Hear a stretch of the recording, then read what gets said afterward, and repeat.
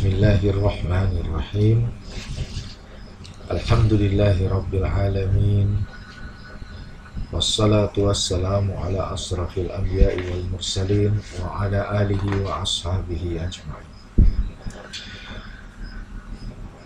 Allahumma salli ala Muhammad wa ala ali Muhammad kama sallaita ala ali Ibrahim wa barik ala Muhammad wa ala ali Muhammad kama barakta ala ali Ibrahim fil alamin innaka Hamidum Majid. Teman-teman Kauja yang dirahmati oleh Allah, kembali kita dipertemukan oleh Allah dalam majelis yang sangat istimewa, yaitu majelis pembahasan kitab Syekh Muhammad bin Shalih Al-Utsaimin rahimahullah, yang beliau beri judul Majelis Syahrul Ramadan. Sampai pada saat ini kita telah memasuki bab yang ke-14, yaitu bab yang beliau beri judul Pembatal-pembatal puasa. Nah, teman-teman Kauja yang tersayang, beliau mengawali sebagaimana biasanya dengan memuji Allah seraya bersalawat kepada baginda Nabi Sallallahu Alaihi Wasallam, keluarga dan para sahabatnya.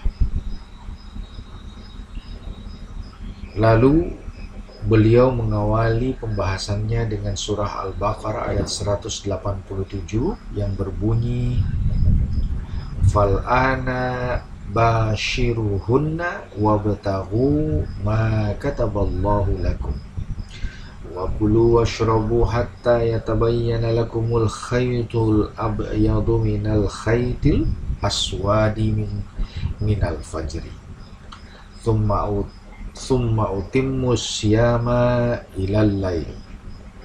Maka sekarang campurilah mereka dan carilah apa yang telah ditetapkan Allah untukmu, dan makan minumlah sampai terang bagimu benang putih dari benang hitam, yaitu fajar. Kemudian sempurnakanlah puasa itu sampai malam. Nah, teman-teman, ini adalah potongan ayat pada surat Al-Baqarah ayat 187, di mana Syekh menjelaskan pada ayat di atas Allah Azza wa Jalla menjelaskan pokok-pokok yang membatalkan puasa. Dan hal tersebut dijelaskan secara lebih sempurna lagi di dalam sunnah Nabi. Karena itu, kata beliau, pembatal-pembatal puasa ada 7 macam. Ya. Yang pertama, ini dijelaskan, yang pertama adalah jima. Ya. Jima ini, teman-teman sekalian, ya, lebih dikenal di Indonesia dengan istilah bersetubuh, ya, yaitu kata saya memasukkan kemaluan atau penis ke dalam kemaluan wanita, dan ini adalah pembatal puasa yang paling besar dosanya. Ya. Jika orang yang berpuasa melakukan jima, ya, melakukan persetubuhan, maka batallah puasanya, baik itu puasa wajib ataupun sunnah. Dan jika seseorang melakukannya pada siang hari di bulan Ramadan, ketika ia sedang terkena kewajiban puasa, maka ia wajib mengqadha dan membayar kafarat yang besar, yaitu membebaskan budak mukmin, atau apabila orang itu tidak mampu melaksanakannya, maka ia berpuasa selama 2 bulan berturut-turut. Atau tidak boleh berbuka selain karena uzur syar'i seperti bertepatan dengan 2 hari raya. Ya, masih sambungannya ya. Apabila orang itu tidak mampu melaksanakan, tidak mampu membebaskan budak, seperti pada hari ini kita sudah tidak ada lagi perbudakan, maka ia berpuasa selama 2 bulan berturut-turut, tidak boleh berbuka selain karena uzur syar'i seperti bertepatan dengan 2 hari raya dan hari-hari tasyrik atau uzur yang dapat dirasakan seperti sakit dan safar tanpa niat berbuka. Jika ia berbuka tanpa uzur walaupun hanya sehari saja, maka wajib baginya mengulangi puasa tersebut dari awal. Nah, Masya Allah, tabarakallah. Ya, ini berat sekali teman-teman ya. Karena puasa itu nggak kayak bayar puasa biasa teman-teman. Kalau bayar puasa biasa, maka boleh kita berpuasa hari ini, besok kita berbuka, nanti 2 hari kemudian baru kita puasa lagi. Itu bayar puasa biasa. Tapi khusus untuk kafarat puasa orang yang berjima atau yang bersetubuh di bulan Ramadan, tidak bisa begitu. Dia harus berpuasa secara bersambung seperti di bulan Ramadan. Nah, sesuai dengan penjelasan Syekh Utsaimin bahwa dia berpuasa selama 2 bulan. Misalnya dia mau melakukan pembayaran atau kafarat itu setelah selesai Ramadan ya. Setelah selesai Ramadan dia mau bayar kafaratnya, maka dia pilih. Anggaplah misalnya Ramadan kita tahun ini bulan Maret ya, dimulai dari bulan Maret sampai bulan April. Ya, kurang lebih sekitar akhir April kita masuk Idul Fitri. Berarti Mei, kalau dia mau memilih Mei atau Juni untuk mulai membayar kafarat puasanya, ya, itu dia harus berpuasa selama sebulan penuh. Ya, dia harus berpuasa selama sebulan penuh, tidak boleh putus. Ya, kalau laki-laki, kalau perempuan tentunya diputuskan dengan haidnya. Nah, Syekh menjelaskan bahwa ia tidak boleh berbuka selain karena adanya uzur syar'i seperti bertepatan dengan 2 hari raya atau hari-hari tasyrik, atau uzur yang dapat dirasakan seperti sakit dan safar tanpa niat berbuka. Ya, jadi kalau dia pilih misalnya Mei atau Juni, ya, nanti dia boleh tidak berpuasa atau berbuka kalau ketemu Idul Adha misalnya. Nah, itu memang haram berpuasa, bukan? Maka dia boleh berbuka di situ. Tetapi selain itu tidak boleh dia berbuka. Ya, tidak boleh berbuka. Kalau dia pilih misalnya Mei, maka sepanjang bulan Mei, ya, Mei itu kalau nggak salah 30 hari ya, teman-teman. Lupa kau aja. Kalau nggak 31, 30. Kalau dia pilih bulan Mei, maka dia tidak boleh membatalkan puasa itu tanpa adanya alasan syar'i. Adanya uzur syar'i, misalnya dia sakit atau dia safar, karena safar dibolehkan ya untuk tidak berpuasa. Tapi kalau dia tidak ada dalam keadaan safar, kemudian tidak juga dalam kondisi sakit, maka dia tidak boleh tidak berpuasa, menebus kesalahan itu. Karena apabila dia sudah berpuasa 15 hari, teman-teman, misalnya ya, dia sudah berpuasa 15 hari, 10 atau 15 hari, dia sudah berpuasa, tapi hari ke-16 dia bermalas-malasan, tanpa ada uzur apa-apa, dia menghentikan puasa. Dia tidak berpuasa pada hari itu. Ya. Maka, puasa yang 15 atau 10 hari yang sudah dia kerjakan ini gugur, tidak dihitung. Dan dia harus memulai lagi. Kalau dia berpuasa hari yang ke-17, hari itu dihitung sebagai hari pertama. Masya Allah. Ya. Ya, inilah yang dikatakan oleh Syekh Utsaimin, jika ia berbuka tanpa uzur walaupun hanya sehari, maka wajib baginya mengulangi puasa tersebut dari awal sampai ia selesai melakukannya selama 2 bulan berturut-turut. Nggak ada jeda. Jika orang tadi tidak mampu berpuasa seperti itu, maka ia wajib memberi makan 60 orang miskin. 60 orang miskin. Yang masing-masing mendapatkan gandum, ya kalau di Arab tentunya gandum, kalau di Indonesia tentunya beras. Beras yang baik seberat setengah kilo lebih 10 gram. Ya, setengah kilo lebih 10 gram, berarti 510 gram. Nah, ya. Baik, teman-teman yang dirahmati oleh Allah. Disebutkan dalam kitab Sahih Muslim bahwasanya seorang laki-laki mencampuri istrinya ketika Ramadan. Lalu dia meminta fatwa kepada Nabi, lalu beliau kemudian bertanya, ya, apakah engkau mempunyai budak? Laki-laki itu menjawab, tidak. Kemudian beliau bertanya lagi, apakah engkau sanggup berpuasa selama 2 bulan berturut-turut? Lalu dia menjawab lagi, tidak. Kemudian beliau melanjutkan, kalau begitu berilah makan kepada 60 orang miskin. Dan hadis ini disebutkan secara panjang lebar di dalam kitab sahihnya Imam Bukhari dan Imam Muslim. Nah, teman-teman, ini makanya berbahaya sekali ya kalau kita sengaja atau tidak sengaja melakukan jima di bulan Ramadan pada siang hari. Ya. Maka kafaratnya ya berpuasa selama 2 bulan berturut-turut tanpa putus. Ya, kapan putus diulang lagi hitungannya. Dan teman-teman sekalian, pilihan yang ketiga dengan memberi makan kepada orang-orang miskin sebanyak 60 orang, ini tidak boleh jadi pilihan yang pertama, teman-teman. Ya, ini artinya orang yang melakukan dosa dengan jima di siang hari pada bulan Ramadan tidak bisa bilang, saya langsung aja deh bayar, kasih makan 60 orang. Padahal dia sehat, segar bugar. Nggak boleh, teman-teman. Ya. Seandainya dia memiliki budak, maka tidak boleh dia sayang itu budak. Ada saya punya budak. Ya. Ini perumpamaan ya, Kak Ujak berikan. Seandainya dia punya seorang budak yang sebutlah dari mana dia beli budak itu. Lalu budak ini adalah seorang muslim, maka dia tidak boleh memilih, sayang itu budak pintar sekali, ini itu segala macam, harganya mahal segala macam, saya puasa sajalah, atau saya kasih makan saja 60 orang miskin. Tidak boleh. Pilihannya ini harus dilakukan secara berurutan. Artinya kalau dia punya budak, maka dia tidak boleh melakukan puasa maupun memberi makan kecuali dia harus bebaskan dulu budak itu. Nah, dengan sendirinya begitu dia bebaskan budaknya, berarti tertebuslah kesalahannya, kan begitu.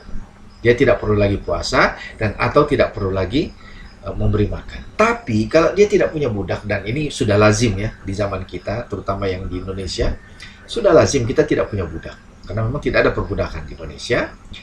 Maka pilihan yang harus dia kerjakan, ya, manakala dia adalah seorang yang sehat, masih muda atau sehat, sebutlah dia seorang yang sehat, maka dia tidak boleh, saya kasih makan aja 60. Nggak boleh. Dia harus ikhtiarkan dulu menebus puasa itu dengan cara berpuasa selama 2 bulan tanpa putus. Mengapa demikian, teman-teman tersayang? Ini untuk mengingatkan orang yang melakukan kesalahan bahwa besarnya dosa dan kesalahan orang yang melanggar kesucian bulan Ramadan dengan melakukan persetubuhan pada siang hari. Padahal ini dengan istri loh, teman-teman. Ya, ini dengan istri yang halal. Betapa lagi dengan orang yang melakukan zina di bulan Ramadan pada siang hari atau malam hari. Ya, tentu dosanya akan berlipat-lipat ganda lebih berat lagi dibandingkan dengan orang yang melakukan persetubuhan dengan istri sahnya pada siang hari. Kalau malam halal, tidak ada masalah. Tapi kalau siang hari, ketika manusia sedang berpuasa, lalu entahkah dia berpuasa atau tidak, dia sengaja melakukan jima di siang hari, maka dia langsung terkena 3 macam bentuk kafarat itu dengan urutan sesuai dengan apa yang diterangkan oleh Rasulullah Sallallahu Alaihi Wasallam dalam Sahih Bukhari dan Muslim. Teman-teman Kak Uja yang tersayang, pembatal puasa yang kedua adalah mengeluarkan mani secara sadar dan sengaja. Ya, mengeluarkan mani secara sadar dan sengaja. Caranya menurut Syekh Utsaimin bisa dengan cara melalui ciuman, ya, berciuman, sentuhan, ataukah masturbasi dan semisalnya. Nah, ini semua termasuk syahwat yang harus dihindari ketika berpuasa, sebagaimana yang disebutkan dalam hadis qudsi. Ya, hadis qudsi yang diriwayatkan oleh Imam Bukhari dan Imam Muslim. Ya, di mana Rasulullah menceritakan bahwa Allah telah berfirman, mengenai orang yang berpuasa, yakni yada'u ta'amahu wa syarabahu wa syahwatahu min ajli, karena mereka meninggalkan makanan, minuman dan syahwatnya karena aku, kata Allah. Maka saya menjelaskan, jika ciuman dan sentuhan itu tidak mengakibatkan keluarnya air mani, maka hal itu tidak membatalkan puasa. Ya, la ba'sa, tidak mengapa, ya, asal tidak mengeluarkan mani. Boleh ciuman, boleh, ya, bersentuhan, ya, bermubasyarah, saling merayu, saling merangsang, selama tidak mengeluarkan air mani, sah. Ya. Nah, hal ini disebutkan di dalam hadis yang diriwayatkan oleh Siti Aisyah, oleh Imam Bukhari dan Imam Muslim, ya, bahwa anna Nabiyya sallallahu alaihi wasallam kana yuqabbilu wa huwa sha'im. Ya, Nabi itu biasa mencium dan bercumbu walaupun beliau sedang berpuasa. Ya. Wa yubashir. Oh ya. Ya, wa yubashiru wa huwa sha'im. Ya, karena Nabiya sallallahu alaihi wasallam yuqabbilu wa huwa sha'im wa yubashiru wa huwa sha'im. Ya. Walakinnahu kana amlakakum liirbi.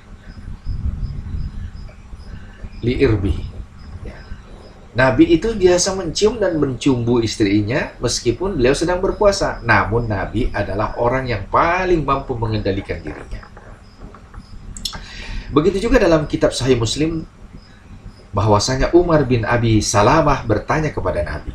Ya, Umar bin Abi Salamah ini sahabat. Apakah orang yang berpuasa boleh mencium, ya Rasulullah? Lalu Nabi Sallallahu Alaihi Wasallam menjawab, ya, Sal hadhihi, yakni Ummu Salamah. Tanyakan kepada orang ini, kata Nabi. Yang dimaksudkan adalah Ummu Salamah, istrinya. Ya. Ya.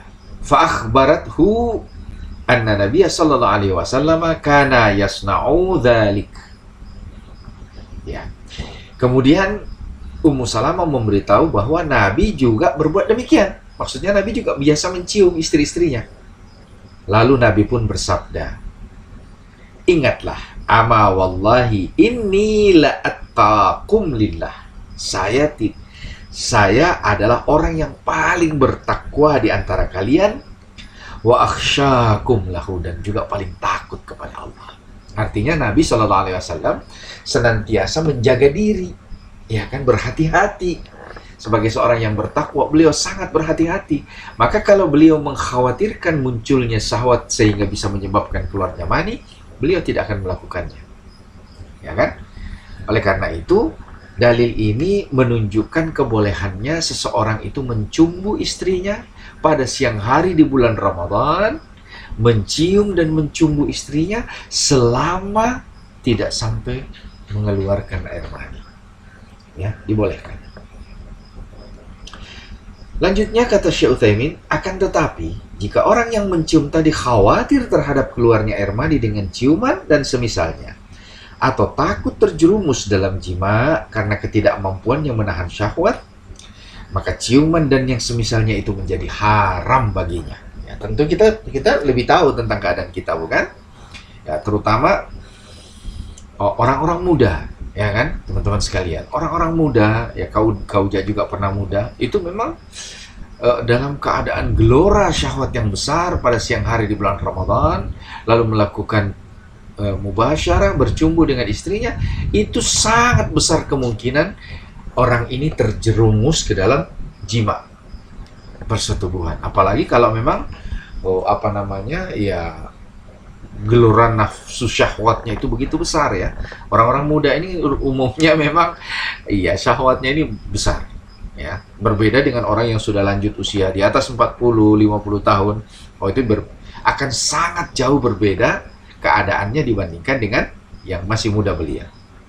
Nah, selanjutnya saya berkata, hal ini dilakukan untuk menutup berbagai sarana yang mengarah kepada perbuatan haram dan untuk menjaga agar puasa seseorang tidak rusak. Oleh karena itu, pada saat Nabi memerintahkan umatnya agar bersungguh-sungguh dalam melakukan istinsyak. Apa itu istinsyak? Istinsyak itu seperti memasukkan air ke hidung ketika kita berwudu, ya. Beliau mengecualikan orang yang sedang berpuasa sebab beliau khawatir terhadap masuknya air ke dalam kerongkongan gara-gara dia beristinsyak. Nah, adapun keluarnya mani, nah ini lanjutannya. Adapun keluarnya air mani karena mimpi dan sekedar berkhayal tanpa menyentuh, tanpa berbuat apa-apa, ya, tanpa merealisasikannya dengan perbuatan, kata Syekh, maka hal ini tidak membatalkan puasa. Ya, jadi sebatas menghayal tapi tidak menyentuh kelamin, ya, tidak menyentuh, tidak merangsang diri sendiri, ya, karena ada orang juga yang biasanya, ya kan, tanpa menyentuh kelamin, mungkin dia menyentuh dadanya, ya kan, dia menyentuh payudara dan seterusnya, atau ada tempat-tempat lain yang dia senang dirangsang ketika itu. Nah, ini namanya perbuatan, teman-teman. Ya, yang dimaksudkan dalam pembahasan Syekh Utsaimin ini adalah orang yang bermimpi. Nomor satu, mimpi ini kan kita tidak tahu apa-apa, ya. Tahu-tahu dalam tidur tiba-tiba bermimpi bertemu, ya. Pokoknya bermimpi basah lah istilahnya kan, mimpi basah. Lalu bangun tidur kita sudah basah. Ini tidak batal puasa, tapi wajib mandi, ya. Dia wajib mandi, tapi puasanya tidak batal. Sama halnya dengan orang yang tanpa sadar atau mungkin secara sadar dia berkhayal, saking hotnya dia berkhayal, tapi tangannya tidak buat apa-apa, ya, tubuhnya tidak berbuat apa-apa, hanya karena akibat dari rangsangan itu, hayalan tersebut, dia keluar, ya, maka puasa tidak batal, tetapi dia wajib mandi. Nah, teman-teman kauja yang tersayang, ya, hal itu disebabkan karena mimpi itu di luar kehendak orang yang berpuasa. Satu, kalau mimpi, ya. Sedangkan berkhayal masih dapat ditolerir karena sabda Nabi. Nah, ada dalil, ya. Jadi sebuah hadis yang diriwayatkan secara muttafaqun alaih.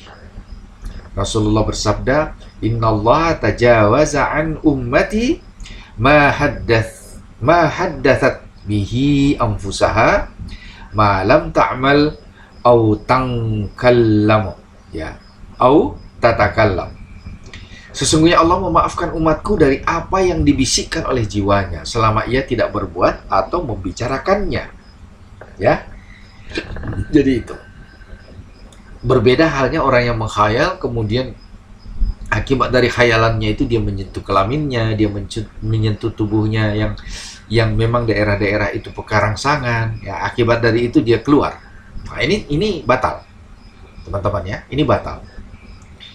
Karena menurut hadis yang barusan tadi kau bacakan, ya, tanpa perbuatan, ya, selama ia tidak berbuat atau membicarakannya. Ya, jadi ada dua hal yang, ya, tidak, orang yang menghayal lalu merangsang dirinya dengan perkataan desahan-desahan misalnya atau ucapan-ucapan yang merangsang, ini termasuk di dalam hadis ini, ya, batal puasanya. Tetapi kalau cuma sebatas sekedar menghayal saja, menghayal tanpa ini semua, tanpa perbuatan gerakan tangan, tanpa ucapan-ucapan yang menimbulkan birahi dan seterusnya, lalu dengan hayalan itu dia kemudian mengeluarkan mani, maka ini tidak membatalkan, sesuai penjelasan daripada Syekh Utsaimin rahimahullah. Itu yang kedua. Yang ketiga, makan dan minum dengan sengaja. Nah, yaitu memasukkan makanan dan minuman ke dalam kerongkongan melalui mulut atau hidung, apapun jenis makanan dan minuman tersebut, ya. Jadi memasukkan makanan dan minuman dengan sengaja, ya. Baik. Adapun obat yang dimasukkan melalui hidung juga dihukumi sebagaimana makan dan minum berdasarkan hadis Laqit bin Sabarah, ya. Hadis ini diriwayatkan oleh 5 imam hadis serta disahihkan oleh Imam Tirmizi, ya. Jadi 5 imam hadis ini termasuk Bukhari, Abu Daud, Tirmizi, Nasai, Ibnu Majah, ya, dan Ahmad biasanya. ya, atau dimasukkan kalau bukan Bukhari, Muslim salah satunya. Baik. Ya. Hadis dari Laqid bin Sabarah Rasulullah bersabda, "Wa baligh fil istinsyaqi illa an takuna sha'iman." Bersungguh-sungguhlah engkau dalam melakukan istinsyak, yaitu memasukkan air ke hidung ketika berwudu, ya. Kecuali jika engkau sedang berpuasa, kata Nabi. Ya, jadi ada pengecualian. Istinsyak itu dibolehkan, bahkan disunnahkan dalam rangka berwudu, tetapi kalau kamu berpuasa tidak usah istinsyak. Ya, karena ditakutkan masuk ke tenggorokan. Nah, teman-teman yang dirahmati oleh Allah, yang menjadi inti persoalan dalam masalah pembahasan ini adalah masuknya sesuatu melalui tenggorokan. Ya, jadi masuknya makanan dan minuman ke dalam melalui tenggorokan kita, inilah yang membatalkan. Karena itu Ibnu Hajar Al-Asqalani dalam kitab Fathul Bari, ya, menerangkan hadis dari Imam Bukhari bahwa tidak dimaksudkan orang dalam pembahasan ini orang yang mencicipi makanan di ujung lidah. Nah, ini jangan keliru, teman-teman. Ya. Jadi kalau lidah kita itu bisa membedakan antara pahit, manis, asin, dan kecut. Walaupun tidak melalui tenggorokan, ya, teman-teman, ya. Nah, ini yang harus kita ingat. Ini yang harus kita catat. Maka, bagi ibu-ibu yang memasak makanan, lalu mencicipinya di ujung lidah hanya untuk mengetahui kadar asin atau tidaknya makanan yang dia makan, setelah dia cicipi di lidah dan dia ketahui kadar itu, lalu dia meludah, mengeluarkan makanan, maka ini tidak membatalkan wudhu. Karena tidak melalui tenggorokan, bukan? Nah, ini yang harus dipahami. Karena masih banyak ibu-ibu yang ketika berpuasa, ya, baik di Ramadan atau puasa sunnah, mereka tidak mau mencicipi makanan. Akibatnya makanan itu jadinya, ya, berbeda lah. Ya kan? Padahal tidak mengapa, ya. Boleh mencicipi makanan di ujung sendok, kemudian kita cicipi di ujung lidah. Oh, ini manis. Misalnya kita ingin menyesuaikan kadar garamnya supaya jangan terlalu asin, atau bahkan sebaliknya tawar. Ya, maka di ujung lidah. Oh, manis, sudah Oh, cukup, asinnya cukup. Sudah meludah. Ya. Bekas makanan di ujung lidah tadi kita ludahkan keluar. Meskipun rasanya masih tertinggal di lidah, maka itu tidak membatalkan wudu. Ya, asal tidak membatalkan puasa. Asal yang sudah kita kecap tadi, lantas kita langsung ludahkan, ya, dilepeh istilahnya gitu kan. Diludahkan, dikeluarkan, dilepeh, maka yang tertinggal di lidah itu tidak membatalkan meskipun kita telan. Ya, baik teman-teman yang dirahmati oleh Allah. Adapun mencium wewangian, kata Syekh, hal ini tidak membatalkan puasa sebab bau tidak masuk ke rongga tubuh dalam bentuk tertentu seperti halnya makan dan minuman. Nah, lalu bagaimana halnya dengan orang yang merokok, teman-teman? Ya, kecuali dia merokok tanpa dia menghisap, tidak melalui tenggorokannya. Ya, maka ya tidak batal. Tapi kalau dia merokok, ya, cuma sampai di mulut dia kumur-kumur, kemudian dia keluarkan lagi, itu bukan merokok namanya, teman-teman. Ya, Masya Allah. Ya, Masya Allah. Kak Ujak sendiri pernah menjadi seorang perokok sebelum akhirnya bertobat dan berhenti. Ya. Jadi Kak Ujak tahu, nikmatnya merokok itu tidak akan dirasakan kalau merokok itu tidak dihirup, ya, melalui hidung dan tenggorokan. Tidak ada nikmat merokok kalau cuma dimasukkan di mulut, asapnya kemudian kita kumur-kumur, baru dibuang lagi gitu kan. Nah, tidak ada kenikmatannya. Ya, oleh karena itu, kalau dia seorang perokok mengatakan bahwa, "Wah, saya puasa tapi saya juga tetap mau merokok," ya silakan, asal tidak lewat tenggorokan. Dan itu tidak ada kenikmatannya. Ya kan? Tidak ada kenikmatannya. Baik, teman-teman yang dirahmati oleh Allah. Yang keempat, ya, yang membatalkan puasa, poin yang keempat, hal-hal yang semakna dengan makan dan minum ini terdiri dari dua bentuk. Nah, beliau menjelaskan, ada dua bentuk yang semakna dengan makan dan minum. Yang pertama, kata Syekh, transfusi darah. Ya.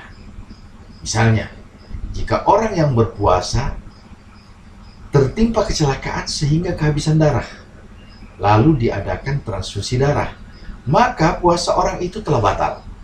Ya, tapi ini ada catatan teman-teman ya. Sebab darah adalah hasil dari proses makan dan minum, dan hal itu terpenuhi dengan suntikan tersebut. Nah, di sini ada catatan kaki ya dari Syekh Utsaimin sendiri. Beliau berkata bahwa ini adalah pendapat saya yang lama. Nah, jadi ini pendapat Syekh Utsaimin yang lama. Pada akhirnya saya berpendapat bahwa transfusi darah tidak membatalkan puasa karena ia bukanlah makanan, minuman, atau yang semakna dengan keduanya. Pada intinya, puasa tetap sah sampai datang perkara yang jelas-jelas membatalkannya, seperti makan dan minum yang terang benderang ya teman-teman. Di antara kaidah yang dipakai oleh para ulama adalah keyakinan tidak hilang karena keraguan-raguan. Nah, teman-teman yang dirahmati oleh Allah, sedangkan infus atau injeksi cairan ke dalam tubuh melalui pembuluh darah yang berfungsi sebagai pengganti makanan dan minuman, jika orang yang berpuasa mengkonsumsinya, maka batal puasanya. Ya, karena ada jenis infus yang memang isinya itu adalah cairan makanan, teman-teman. Ada, ya. Nah, berbeda halnya dengan transfusi darah ya. Jadi yang kita bedakan di sini infus darah dengan infus cairan makanan. Ya, tentu teman-teman kauja yang bergerak di bidang kedokteran atau medis lebih tahu tentang masalah ini ya. Baik.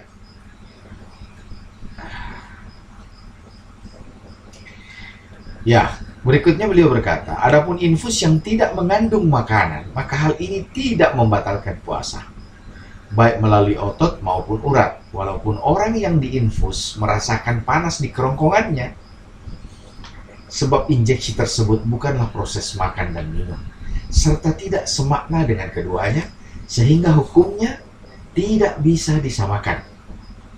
Adanya rasa tertentu di kerongkongan tadi, di tenggorokan tadi, tidak boleh dianggap karena ia tidak timbul dari makan dan minum. Oleh sebab itu, para ulama berkata, seandainya telapak kaki dilumuri dengan pare atau labu yang pahit, paria ya, lalu ada rasa tertentu yang timbul di tenggorokan, maka hal itu tidak membatalkan puasa. Paham ya teman-teman ya? Baik. Nah, sebentar. Ya, Syekhul Islam Ibnu Taimiyah berkata dalam risalah Haqiqatus Syiyam bahwa tidak ada dalil yang menunjukkan bahwa Allah dan Rasulnya menjadikan apa-apa yang sampai ke otak, yang masuk ke dalam tubuh, yang masuk melalui lubang, yang sampai ke rongga tubuh dan makna-makna semisalnya sebagai pembatal puasa seseorang. Nah, inilah yang menjadi alasan beliau mengenai hal tersebut. Yang kelima, yang kelima adalah mengeluarkan darah dengan berbekam. Nah, teman-teman yang dirahmati Allah, pendapat ini disandarkan kepada dalil yang diriwayatkan oleh Imam Ahmad dan Abu Daud dari hadis sahabat Shaddad bin Aus, Shaddad bin Aus, yaitu Rasulullah bersabda, "Aftaral hajimu wal mahjum." Aftaral hajimu wal mahjum, dari kata hijamah ya. Orang yang membekam dan yang dibekam itu batal puasanya. Nah, hadis ini dikomentari oleh Imam Bukhari yang berkata bahwa dalam bab ini tidak ada hadis yang lebih sahih daripadanya. Dalam bab ini maksudnya dalam bab batalnya puasa karena sebab berbekam. Ya, oleh karena itu ya tentunya ini perlu diketahui oleh rekan-rekan yang membekam ya, bahwa di bulan Ramadan ya istirahat dulu bekamnya. Baik yang membekam atau yang dibekam. Dan ini adalah pendapat Imam Ahmad serta mayoritas fuqaha ahli hadis yang berkata bahwa donor darah semakna dengan bekam. Oleh karena itu, orang yang sedang berpuasa tidak boleh mendonorkan darahnya dengan kuantitas yang banyak hingga memberikan efek ke badan seperti bekam. Nah, terkecuali jika ia memang terpaksa melakukannya untuk menolak mudarat, maka hal ini tidak mengapa. Nah, teman-teman yang dirahmati Allah, ada sebahagian ikhwan yang berpendapat dengan bolehnya orang yang berpuasa berbekam itu dengan menggunakan sanggahan riwayat bahwa Nabi pernah berbekam ketika beliau umrah. Nah, dalil ini tentu saja lebih lemah dibandingkan dengan dalil dari Syaddad bin Aus ini. Ya, sebab dalil yang membolehkan berbekam ketika berpuasa itu tidak menyitir atau tidak menyebutkan secara eksplisit bahwa Nabi sedang berpuasa. Ya. Yang disebutkan pada dalil tersebut adalah Nabi sedang mengerjakan umrah. Ya, sedangkan dalam hadisnya Syaddad bin Aus ini yang dikomentari oleh Imam Bukhari, ini jelas dan tegas keterangan dari Rasulullah bahwa aftaral hajimu wal mahjum. Aftaral, telah berbuka atau batal puasa dari orang yang mengerjakan hijamah maupun yang berhijamah, yang berbekam ataupun yang dibekam. Nah, teman-teman yang tersayang, ya. Berikutnya Syekh Utsaimin mengatakan, terkecuali jika ia memang terpaksa melakukannya untuk menolak mudarat, maka hal ini tidak mengapa. Maksudnya dia transfusi, menolak mudarat, namun puasanya pada hari itu tetap batal. Ya, tetap batal sehingga ia harus menggantinya pada hari yang lain. Adapun keluarnya darah karena mimisan, batuk, wasir, luka ketika gigi terlepas atau luka periksa darah dan semisalnya, semua ini tidaklah membatalkan puasa. Sebab semua itu bukan termasuk bekam yang tidak semakna dengannya karena tidak memberikan efek terhadap tubuh sebagaimana berbekam. Ya, memang teman-teman Kauja, ketika berbekam, terutama bagi teman-teman yang memang darahnya banyak ketika dibekam, ya, darahnya memang banyak, itu terkadang membuat tubuh kita menjadi lemah. Ya, karena ketika kita membekam, ada orang yang dibekam darahnya banyak keluar, ya, ada orang yang dibekam darahnya cuma sedikit. Nah, terutama orang-orang yang dibekam kemudian mengeluarkan darah yang banyak sampai kadang-kadang harus 2-3 kali disedot saking banyaknya darah yang keluar, ya. Karena meskipun cuma 1 kali disedot kemudian sudah dilap, dibersihkan, biasanya masih keluar darah dari pori-porinya. Nah, ini menunjukkan bahwa memang banyak darah kotor yang tertimbun di dalam tubuhnya.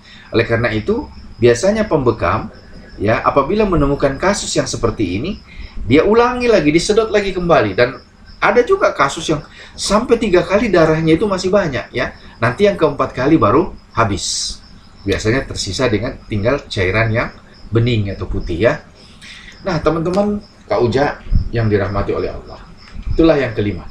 Yang keenam adalah muntah dengan sengaja, yaitu dengan mengeluarkan makanan dan minuman yang terdapat di lambung melalui mulut. Nah, lewat tenggorokan lagi kan?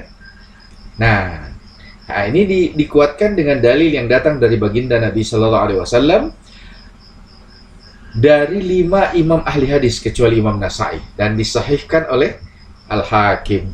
Ya, Rasulullah bersabda, "Man dzara'ahul qai'u falaysa alaihi qada'un wa man istaqa'a amdan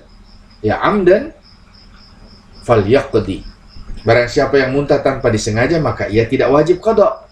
Sedangkan siapa yang muntah dengan sengaja maka hendaklah ia mengqada. Nah, selanjutnya saya berkata, sikap yang sengaja muntah bisa dilakukan dengan menekan perut, memasukkan tangan ke dalam kerongkongan, atau sengaja mencium lihat sesuatu yang dapat menyebabkan muntah. Semua itu membatalkan puasa. Kalau sengaja gitu kan, batalkan puasa. Dengan demikian, puasa seseorang tetap sah jika ia muntah tanpa sebab. Ya memang karena dia sakit kah dan sebagainya. Jika seseorang merasakan mual, maka ia tidak perlu menahan muntah karena hal itu tidak membatalkan puasanya. tiba-tiba mual gitu, bukan sesuatu yang disengaja kan, tiba-tiba enek, tiba-tiba mual, ya, lalu dia harus muntah, tidak usah ditahan, keluarkan, dan ini tidak membatalkan puasa. Namun, ia juga jangan berusaha untuk muntah. Maksudnya biarkanlah prosesnya itu berjalan secara alami gitu. Kalau memang dia harus muntah, muntahlah secara alami, ya bukan karena ingin muntah, maksudnya sengaja mau muntah gitu.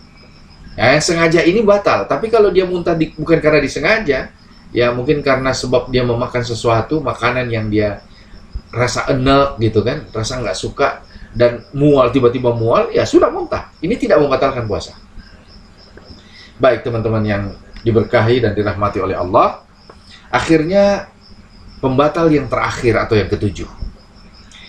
Pembatal yang terakhir adalah keluarnya darah haid atau nifas. Ya, keluarnya darah haid atau nifas. Dalilnya adalah hadis yang di dalamnya terdapat ucapan Nabi kepada seorang wanita, bukankah wanita yang sedang haid tidak melakukan sholat dan puasa? Nah, ini kita sudah bahas pada bab-bab sebelumnya, bukan? Jika wanita melihat darah haid atau nifas, maka batal puasanya. Ya, batal puasanya. Baik pada waktu siang maupun sesaat sebelum matahari tenggelam. Jika ia merasa bahwa darah haid sudah mulai mengalir namun tidak sampai keluar, sampai terbenamnya matahari, maka puasanya tetap sah. Ya kan, kita tahu kan, teman-teman tentunya yang wanita merasakan, kalau ada darahnya itu sudah mau keluar, tentu dia merasakan. Maka, kalau itu terjadi di dalam rumah, misalnya di dalam kamarnya sendiri, maka dia bisa masuk ke dalam kamar lalu memeriksa.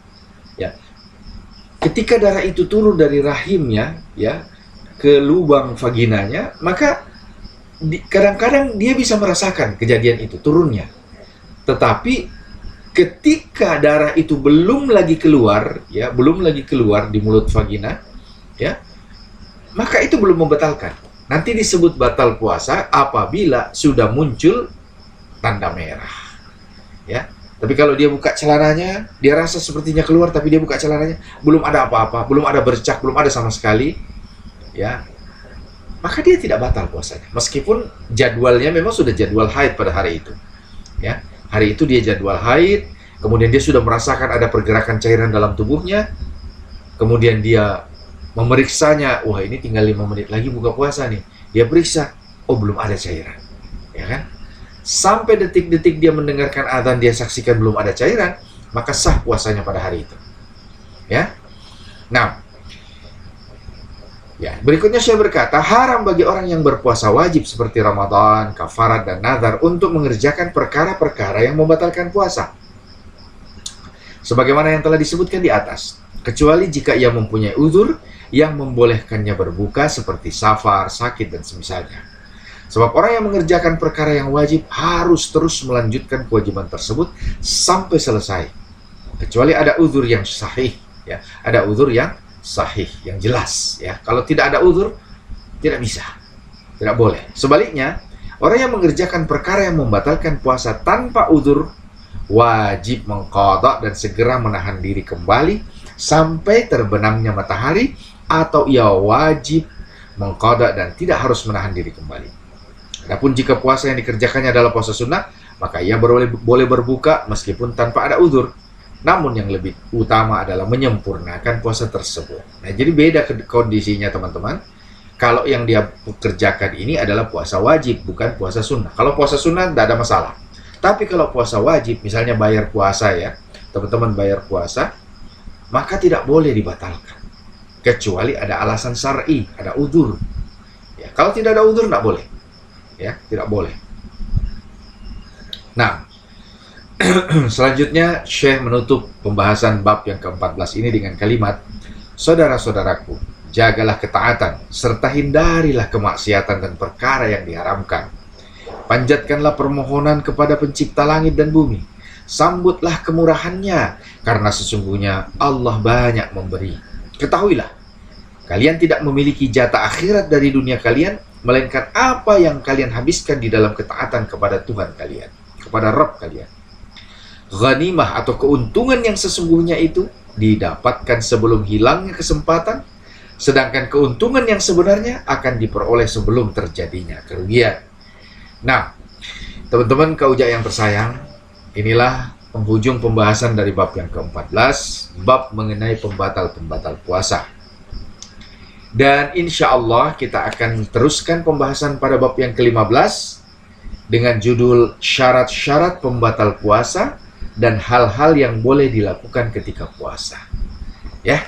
Nah, teman-teman kaum muslimin dan muslimat, sahabat Kauja yang tersayang, mudah-mudahan kita masih terus diberikan kelapangan, taufik dan hidayah dari Allah untuk terus mempelajari, mengkaji dan menggali ilmu yang Allah turunkan di dalam Al-Quran dan Sunnah Nabi-Nya, terutama dalam persiapan kita menghadapi bulan Ramadan yang tinggal tersisa berapa hari lagi.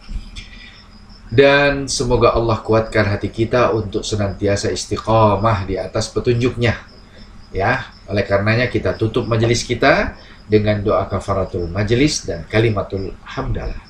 Subhanaka Allahumma wa bihamdika asyhadu an la ilaha illa anta astaghfiruka wa atubu ilaik. Alhamdulillahi rabbil alamin.